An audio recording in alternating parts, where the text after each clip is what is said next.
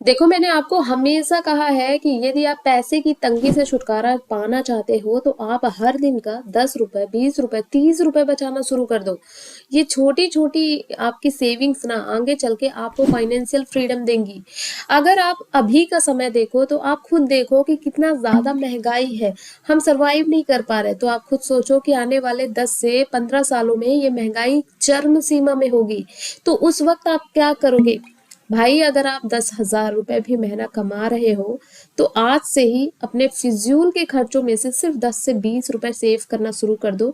अगर आप 10 से 20, 30 रुपए रोज आप शुरू करोगे तो आप एक महीने में एटलीस्ट 1,000 से 1,500 रुपए जोड़ लोगे। और 1,000 से 1,500 रुपए की सेविंग कल को आपको उस महंगाई से मुकाबला करने के लिए मजबूती देगी, जब आपके लिए 10 रुपए की चीज 1,000 रुपए में बदल जाएंगी। और भाई, ये तो एकदम सच बात है कि जिसके पास पैसा है लोग उसी को ही पूछता है, किसी को कोई भी नहीं पूछने वाला आने वाले समय में।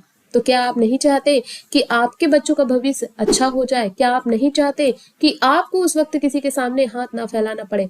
अगर आप ऐसा चाहते हैं, ये वीडियो देखो। इस वीडियो में आज हम म्यूचुअल फंड की बात नहीं करेंगे, क्योंकि म्यूचुअल फंड में हमने कई बार कई सारे आपको अच्छी स्कीम्स के बारे में सजेस्ट किया है। लेकिन अगर आप ये चाहते हो कि अभी जो बाजार उठ रहा है उस उठते हुए बाजार में आपको हर दिन एटलीस्ट 4 to 5% का रिटर्न मिले, हर दिन की बात कर रही हूँ दोस्तों, हर दिन 4 to 5% का रिटर्न मिले, तो कैसा रहेगा? जी हाँ दोस्तों, आज हम बात करेंगे ETF इन्वेस्टमेंट पे।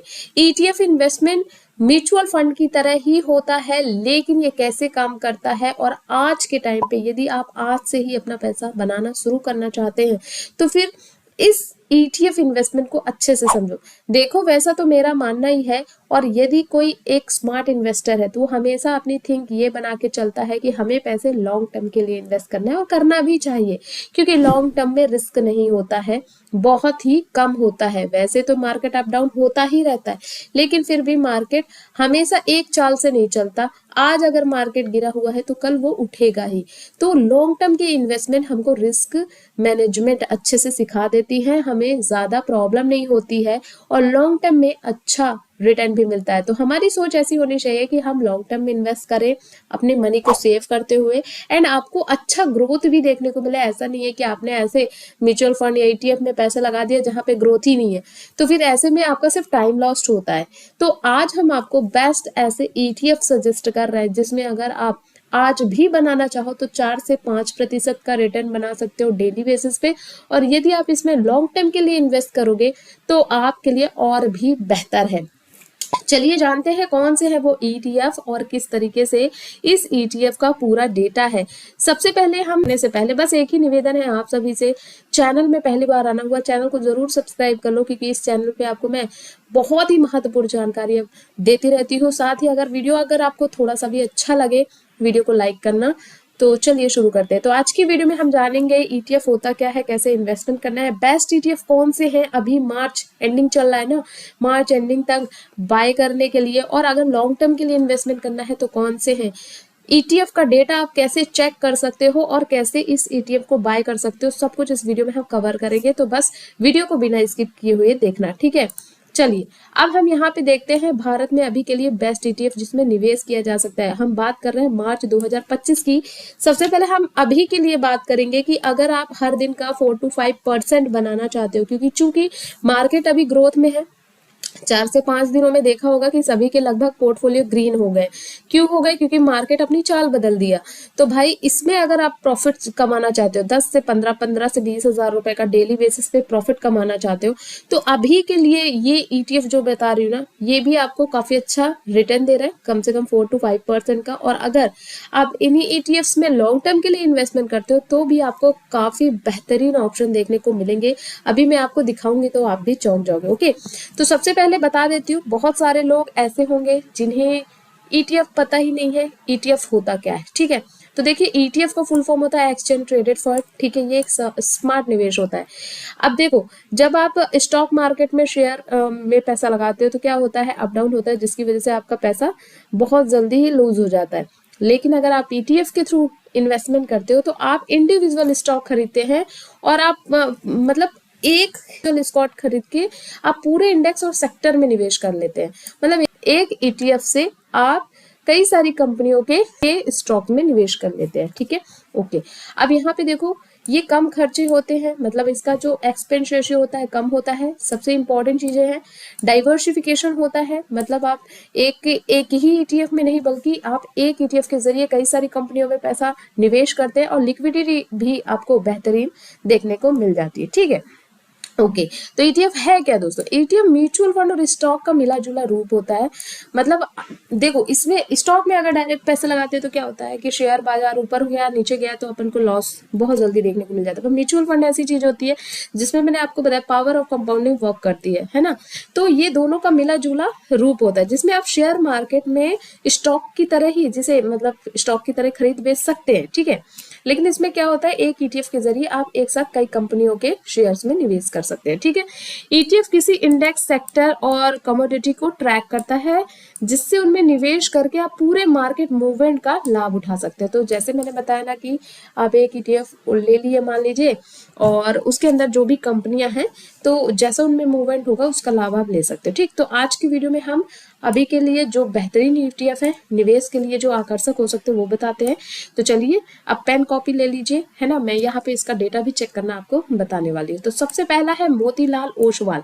मोतीलाल ओसवाल ASDAQ 100 ETF या इसे मॉन 100 ETF के नाम से जाना जाता है, ठीक है। मोतीलाल ओसवाल का मॉन 100 ETF, ये ETF काफी शानदार ETF है, मतलब गजब का ETF है। इसने काफी अच्छा रिटर्न भी दिया है। तो ये क्या करता है, ये टेक्नोलॉजी सेक्टर्स में निवेश करता है, ठीक है। जो टेक्नोलॉजी सेक्टर्स है उनमें निवेश करता है। यह ETF NASDAQ 100 इंडेक्स को ट्रैक करता है जो एप्पल, माइक्रोसॉफ्ट, टेस्ला, अमेजोन यानी बड़ी बड़ी अमेरिकन कंपनियों को ये कवर करता है ना। तो इसलिए ना इसमें अगर आप पैसा इन्वेस्ट करते हो तो आपको बहुत अच्छा मोमेंटम देखने को मिल रहा है। अभी की बात करें तो अभी ये 5 to 6% का रिटर्न दे रहा है, ठीक है। रिटर्न की डिटेल्स आप देखते हैं कि इसने अभी तक कितना बना के दिया। तो देखो आपकी आंखें चौंक जाएंगी, एक साल में इस ETF ने 31.5% का शानदार रिटर्न दिया। अभी तक हमने बात की है 15%, 20%, 25% की, बस इस एक ETF ने आपको 31.5% का रिटर्न दिया हुआ है। शानदार रिटर्न है। अगर 5 सालों का औसत रिटर्न देखें, 5 सालों में कितनी ग्रोथ हुई है तो 23.4% की है। इसका जो AUM है, एसेट अंडर मैनेजमेंट, दोस्तों जो फंड साइज है, अब ये फंड साइज बढ़ता और घटता भी रहता है। क्यों? क्योंकि जो लोग रोज आते हैं इन्वेस्ट करते हैं और जिसका प्रॉफिट हुआ वो निकल भी जाते हैं, तो ये बढ़ता घटता रहता है। फिलहाल मैं एक एवरेज यहाँ पे बता देती हूँ, 8,868 करोड़ का फंड है यहाँ पे, यानी ऑलरेडी करोड़ों लोगों ने करोड़ों पैसा इन्वेस्ट कर रखा है। एक्सपेंस रेशियो 0.50% का है। एक्सपेंस रेशियो क्या होता है दोस्तों, किसी भी फंड को मैनेज करने के लिए जो मैनेजमेंट फीस होती है उसे ही एक्सपेंस रेशियो कहते हैं, ठीक है। अब क्यों निवेश करना चाहिए, चलिए मैं ये बता देती हूँ। देखो पहले तो ये ग्लोबल टेक्नोलॉजी सेक्टर में ग्रोथ का फायदा मिलता है आपको, ठीक है। अब आपने देखा होगा ये इंडियंस कंपनी नहीं है, एप्पल, माइक्रोसॉफ्ट, टेस्ला, अमेजोन, ये कौन है, ये बाहर की कंपनी, अमेरिकन कंपनी। तो जाहिर सी बात है उनकी स्टॉक में ग्रोथ तो है ही, तो वहां पे आपको उसका फायदा मिलता है। लॉन्ग टर्म इन्वेस्टमेंट के लिए बहुत अच्छा ऑप्शन है क्योंकि ये कंपनियां ग्रोथ करनी ही करनी है, ठीक है। तो यहाँ पे आपको बहुत अच्छा ऑप्शन मिलता है। और अगर प्रेजेंट टाइम की बात करूं तो प्रेजेंट टाइम पे भी ये कंपनी क्या है, आपको 4 to 5% का शानदार रिटर्न दे रहा है, ठीक है। अब देखो यहाँ पे एक रिस्क भी है। अब जैसे मैंने अभी आपको क्या बताया, प्रॉन्स बताया, लेकिन इसका कुछ कॉन्स भी है। बाजार है वो परफॉर्म करता है अप डाउन, तो जैसे बाजार मूव करेगा वैसे आपका ETF भी मूव करेगा या फिर ETF पे भी असर पड़ेगा। अब चूंकि मोतीलाल ओसवाल का जो मॉन 100 है ये अमेरिकी बाजार पे काम कर रहा है, तो अमेरिकी बाजार का गिरावट होगा तो ETF पर भी इसका असर दिखाई देगा। अगर आप इसको मतलब इसका डेटा और चेक करना चाहते हैं, मैंने तो यहाँ पे PDF बना के रखा है। डेटा चेक करना है तो आपको करना क्या है, गूगल पे आना है, ठीक है। और गूगल पे क्या लिखोगे, यहाँ पे आपको लिखना है गूगल पे MON 100 ETF NSE। जैसे ही आप ओपन करोगे तो आपके सामने ये वाला इंटरफेस आ जाएगा NSE इंडिया का। अब NSE इंडिया में आपको तमाम तरह के ETFs को चेक कर सकते हो। जैसे ही मैंने क्लिक किया यहाँ पे देखो 187% का ग्रोथ अभी देखने को मिल रहा है, ठीक है। अब देखो यहाँ पे इसका पूरा डेटा आपको देखने को मिलेगा। अभी मैंने जैसे बताया मार्केट कैप आपको मैंने 8,000 का बताया, पर यहाँ पे देखो 9,393 है, क्योंकि भाई यहाँ पे देख रहे हैं लोग बात की फायदा है, बढ़ रहा है मार्केट तो लोग इन्वेस्ट कर रहे हैं ना। तो यहाँ पे देख सकते हो कि यहाँ पे टोटल मार्केट कैप आपको देखने को मिल जाएगी। अगर इसका आप डिटेल और चेक करना चाहते हैं तो आप इसके चार्ट ग्रोथ को भी देख सकते हैं। यहाँ पे देखो लगातार बढ़ रहा है, लगातार, है ना। तो ये काफी अच्छा प्रॉफिट दे रहा है। अगर आप और डिटेल में इसकी चार्ट वैल्यू देखना चाहते हैं तो आप ट्रेडिंग व्यू में इसका चार्ट वैल्यू भी देख सकते हैं, क्लियर, और उसका पूरा एक्सपेंस देख सकते हो। अब यहाँ पे इसने देखा कि 52 का वीक लो है 138 और 52 वीक हाई है 221, ठीक है। और अभी मार्केट तो अब ग्रोथ में ही है, तो आपको देखने को मिल जाएगा यहाँ पे काफी शानदार। और अगर इसकी बात करो लॉन्चिंग की, तो ये 2011 में लॉन्च हुआ था, लिस्टिंग हुआ था। तो आप ऐसे इसकी पूरी डिटेल भी देख सकते हो। किसी भी ईटीएफ के बारे में अगर आपको डिटेल चाहिए तो सकते हो आप एनएससी की साइट में, क्लियर। तो आपने मोतीलाल ओसवाल का मॉन 100 ईटीएफ देख लिया। इसमें अगर आपको अभी करंट टाइम में आपको रिटर्न चाहिए तो आप 4 to 5% का रिटर्न इसमें देख सकते हैं। और इसके साथ साथ आप लॉन्ग टर्म इन्वेस्टमेंट के हिसाब से इसमें आइए, क्योंकि ये काफी अच्छा ग्रोथ भी करता है। चलिए दूसरे की बात करें, निपॉन इंडिया ईटीएफ निफ्टी 50 के नाम से जो जाना जाता है, जो कि हमारा बेसिक ईटीएफ है। अगर इसकी बात करूँ ना, तो ये अभी के टाइम पे इसका काफी अच्छा ग्रोथ हो चुका है। सबसे पुराना ईटीएफ है, भरोसेमंद भारतीय ईटीएफ है, ठीक है। तो अगर इसका चार्ट देखना है तो आप वैसे ही जाके एनएससी की साइट में जाकर आप चेकआउट कर सकते हो, ठीक। अब देखो, अब यहाँ पे लिखा यह ईटीएफ भारत के टॉप 50 सेक्टर्स को ट्रैक करता है। मतलब जैसे मैंने कहा कि एक ईटीएफ में आप तमाम कंपनियों में आप निवेश कर सकते हो। तो यहाँ पे निफ्टी 50 यानी 50 कंपनियों में ये टॉप, भारत की जो टॉप 50 कंपनियां हैं उस स्टॉक को ये ट्रैक करता है, जिसमें क्या क्या आती है, Reliance, HDFC bank, Infosys, TCS जैसी कंपनियां शामिल है। रिटर्न की अगर बात करूं तो 1 साल का रिटर्न है 6.2% का, और अगर 5 सालों का रिटर्न देखें तो 14.6% का शानदार रिटर्न है। एयूएम साइज 36.639 करोड़ रुपए का है। काफी भरोसेमंद ईटीएफ है इंडिया का ये। इसे हम बेसिक ईटीएफ कहते हैं, जो कि आपकी पोर्टफोलियो में भी होगा भी, और नहीं है तो होना चाहिए। एक्सपेंस रेशियो की बात करें तो ना के बराबर एक्सपेंस रेशियो 0.04%। जिसमें कम एक्सपेंस रेशियो होता है दोस्तों, उसमें फायदा उतना ही होता है जितना कम रेशियो होगा इस बेंच का, ठीक है। उसके बाद क्यों निवेश करना चाहिए, तो देखो सबसे इंपॉर्टेंट चीज जो हम अक्सर चाहते हैं, हमको रिस्क कम मिले, ज्यादा हमको पॉजिटिव रिजल्ट मिले, और लॉन्ग टर्म के लिए सबसे बढ़िया ऑप्शन है, ठीक है। अगर मैं बात करूं तो जब ये लिस्टेड हुआ था 10 रुपए में लिस्टेड हुआ था, मैंने इसका चार्ट भी खोल के रखा है, यहाँ पे देख सकते हो, है ना। तो 10 रुपए का था ये जब स्टार्ट हुआ था, और आज ये 260 पे ट्रेड कर रहा है। यानी बात करूं एवरेज परसेंटेज की, जब से ये लॉन्च हुआ है, तो ये अप डाउन मूवमेंट को देखते हुए मार्केट कितनी बार उठा गिरा माइनर, और अच्छा खासा गिरा उठा, ये अभी आपने देखा ही है। तो भी इसने अपने इन्वेस्टर को 40 to 50% का शानदार रिटर्न दिया हुआ है। तो ये आपके लिए बढ़िया ईटीएफ हो सकता है। भारत की टॉप कंपनियों में निवेश करने का आसान तरीका है, आप अलग अलग कंपनियों में पैसे ना लगा के आप एक ईटीएफ बाय कर लो, उसमें सारी कंपनियों में ऑटोमेटिक यहाँ पे निवेश हो जाएगा। बहुत अच्छा रिसर्च करने की जरूरत नहीं है, इसमें मार्केट के साथ बढ़ता है, ठीक है। अब चलिए, हमने कहा ना कि हम इसकी पॉजिटिव और नेगेटिव दोनों पहलुओं की बात करेंगे। तो रिस्क क्या है, अगर भारतीय बाजार गिरेगा तो ईटीएफ भी गिरेगा, सिंपल सी बात है, क्योंकि ये इंडिया की टॉप 50 कंपनीज में निवेश करता है। तो भाई जाहिर सी बात है, अगर स्टॉक गिरेगा तो गिरेगा। बट अभी के टाइम की बात करूं तो अभी तो बढ़िया हरियाली चल रही है भाई, इसका फायदा आप उठा सकते हो। अब नेक्स्ट की बात करते हैं, निपॉन इंडिया बैंक, ठीक है, जिसे बैंक 20 के नाम से भी जाना जाता है। जब आप इसे एनएससी की साइज में सर्च करोगे तो आप कैसे सर्च करोगे, यहाँ पे एक्सचेंज पे आ जाओगे, ठीक है।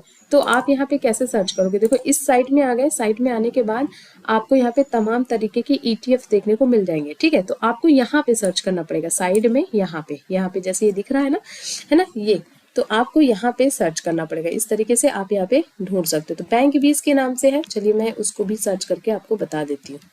यहाँ पे लिखा है बैंक 20। अब आपको इसका डेटा चाहिए तो बस आपको उस पर क्लिक कर देना है। जैसे ही क्लिक करोगे तो यहाँ पे देखो तमाम डिटेल आ जाएगी। यहाँ पे देख सकते हो वॉल्यूम भी काफी अच्छा है, और यहाँ पे टोटल मार्केट कैप डिटेल आपको सभी देखने को मिल जाएगी, ठीक है। अगर आप इसका चार्ट चेक करना चाहते हैं तो जैसा कि मैंने आपको बताया था, निफ्टी 50 का आप यहाँ पे चार्ट देख पाए हैं, उसी तरीके से आप इसका भी चार्ट देख सकते हैं, क्लियर। तो इस तरीके से आप यहाँ पे चेकआउट कर सकते हो तमाम ईटीएफ्स को। अब इसकी हम बेनिफिट्स और रिटर्न वैल्यू की बात करते हैं तो सबसे पहले भारत के बैंकिंग सेक्टर में निवेश करना है। अब ये बैंक बीज है तो जाहिर सी बात है जितने भी फाइनेंशियल बैंकिंग सेक्टर है उसमें निवेश करता है। तो ये ईटीएफ क्या करता है, निफ्टी बैंक इंडेक्स को ट्रैक करता है, जिसमें HDFC bank, ICICI bank, SBI, Kotak Mahindra bank जैसी टॉप कंपनियों को इसने शामिल किया हुआ है। ठीक है, तो काफी अच्छा ये भी ईटीएफ है। रिटर्न डिटेल की अगर बात करें तो इसने अभी एक साल में 3.1% का रिटर्न दिया हुआ है। 5 साल की बात करें 9.2% का। एयूएम साइज जो है 7.335 करोड़ का है। ठीक है, एक्सपेंस रेशियो की बात करें तो यहाँ पे भी एक्सपेंस रेशियो काफी कम देखने को मिलेगा, 0.90% का, जो कि काफी सही है। जितना एक्सपेंस रेशियो कम होगा भाई उतना ही फायदा आपको मिल सकता है। अब क्यों करना चाहिए, देखिए अगर आप भारत की इकोनॉमी की बात करें तो जाहिर सी बात है इकोनॉमी ग्रो में बैंकिंग सेक्टर सबसे ज्यादा फायदा बनाएगा, क्योंकि भाई जो एचडीएफसी बैंक है, आईसीआईसीआई बैंक है, एसबीआई बैंक है, ये कुछ ऐसे बैंक्स हैं जो कि जीवन पर्यंत रहेंगे और इनमें ग्रोथ होनी ही है। अभी एचडीएफसी बैंक का अगर आप पहले का देखें एनएवी प्राइस तो बहुत ही कम था, लेकिन अब 1700-1800 में ट्रेड कर रहा है। तो मतलब ये ग्रोथ बढ़नी ही बढ़नी है बैंकिंग सेक्टर में। तो अगर आप इसका ईटीएफ बाय करते हैं और लॉन्ग टाइम के लिए रखते हैं तो ये शॉर्ट और लॉन्ग दोनों के लिए बढ़िया है। देखिए शॉर्ट टाइम के लिए मैंने कहा यदि अभी करंट में आप 4 to 5% का रिटर्न चाहते हैं तो भी बढ़िया है, और अगर लॉन्ग टाइम के हिसाब से देखें कि अपना भविष्य सुरक्षित हो जाए तो भी बढ़िया है। ठीक है, रिस्क क्या है, देखो अगर बैंकिंग सेक्टर कमजोर होगा तो ईटीएफ में भी नुकसान होगा, लेकिन बैंकिंग सेक्टर डेफिनेटली जिन बैंकों में निवेश करता है उनमें तो आप देखेंगे कि कमजोर होने के कोई चांसेस ही नहीं है। ठीक है, तो भाई ये आपको अच्छा रिटर्न प्रोवाइड कर सकता है फॉर फ्यूचर। अब बात करते हैं निपॉन इंडिया गोल्ड बीज। अब गोल्ड भाई हमारे तो पुराने जमाने से ही लोग कहते आ रहे हैं कि भाई गोल्ड, अपन क्या करते थे कि वो हमेशा यही कहते थे कि सोना भाई बनाना चाहिए। ठीक है, अभी देखो सोने की जो प्राइस है 1 लाख पहुंच रही है ना, और ये प्राइस कभी घटना नहीं है, क्योंकि भाई इसकी सप्लाई कम हो रही है, डिमांड ज्यादा है, तो जाहिर सी बात है कि इसकी वैल्यू बढ़ने वाली है ना।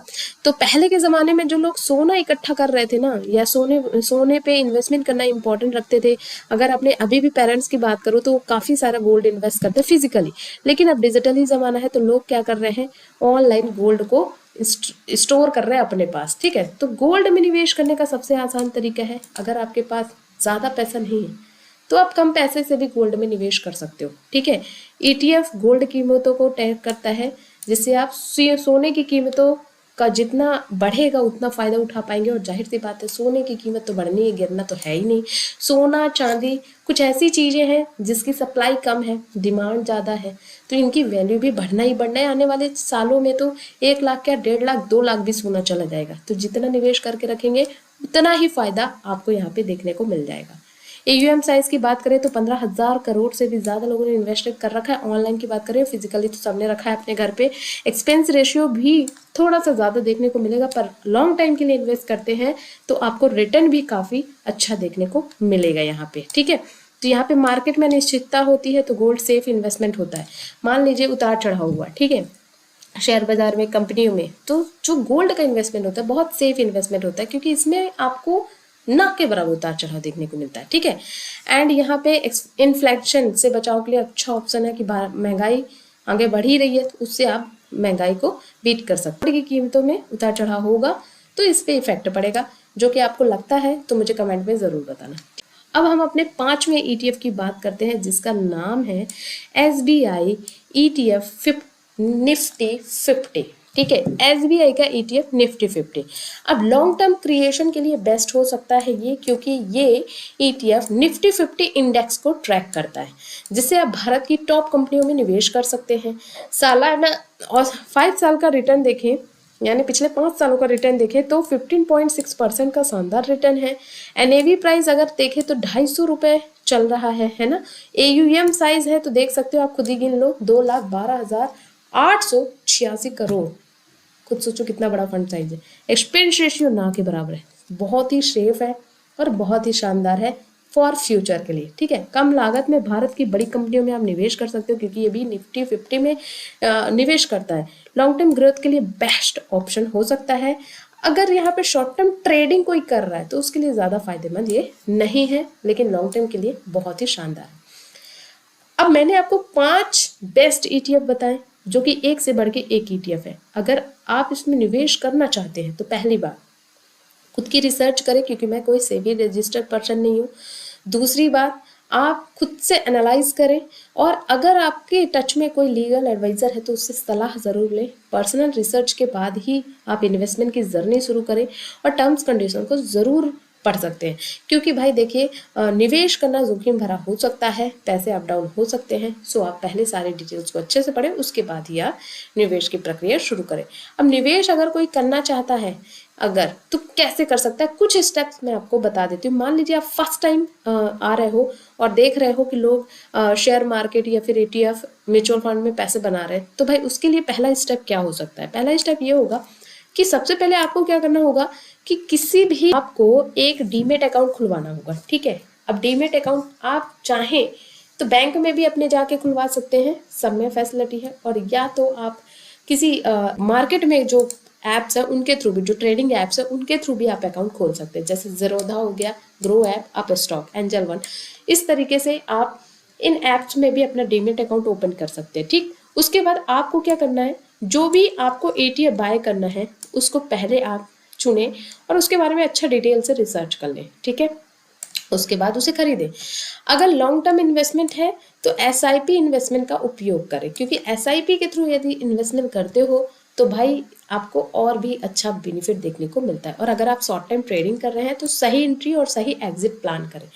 तो अभी तो मार्केट अच्छा खासा ग्रोथ कर रहा है, यदि आप शॉर्ट टाइम में 4 to 5% का रिटर्न बनाना चाहते हो तो सही एंट्री देखकर सही एग्जिट प्लान करें और अपना प्रॉफिट बुक। कि इन पांचों में से कौन सा ऐसा ETF है जिसे मुझे इन्वेस्ट करना चाहिए, तो देखिए अगर आप लॉन्ग टर्म के लिए सोच रहे हैं ना, तो आप ये सोचिए कि आपको ज़्यादा एक्सपेंस रेशियो भी ना लगे और आपका रिस्क भी कम हो, तो इसके लिए निफ्टी 20 और SBI का निफ्टी 50 ETF बेस्ट रहेगा, क्योंकि आपने एक्सपेंस रेशियो 0.04% का देखा है, और ये इंडिया की टॉप 50 कंपनी में, जो कि बहुत अच्छी बड़ी बड़ी कंपनियां उसमें इन्वेस्ट करते हैं, तो ये सेफ रहेगा। दूसरा, अगर टेक्नोलॉजी सेक्टर में ग्रोथ चाहिए, ठीक है, तो आप मोतीलाल ओसवाल यानी MON 100 ETF में आप इन्वेस्टमेंट कर सकते हैं। और अगर आपको बैंकिंग सेक्टर में भरोसा है तो बैंक 20 अच्छा ऑप्शन रहेगा।